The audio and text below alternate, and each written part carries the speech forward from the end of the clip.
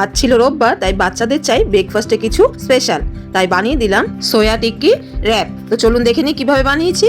তার জন্য প্রথমে সেদ্ধ করা সয়াবিন ভালো করে জল ছড়িয়ে মিক্সিতে ব্লেন্ড করে নিয়েছি।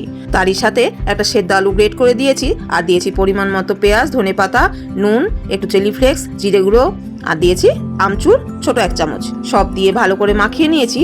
আর সব শেষে 2-3 চামচ ব্রেড ক্রামস দিয়েছি, যাতে পেঁয়াজ আর ধনেপাতার জলটা বেরোবে সেটা টেনে নেবে। এরপরে বানিয়ে নেবো একটা চাটনি।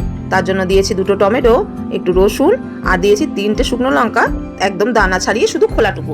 টমেটো আর রসুনটা একটু ভাজা হয়ে গেলে নামিয়ে রেখে একটু ঠান্ডা হতে দেবো। আর এই সময় বানিয়ে নেবো এদিকে টিক্কিগুলো। খুব বড় বা মোটা বানাবো না, ঠিক এইরকম বানিয়ে নিতে হবে। টিক্কিগুলো আমি এখানে শ্যালো ফ্রাই করছি, আপনারা চাইলে ডিপ ফ্রাইও করতে পারেন।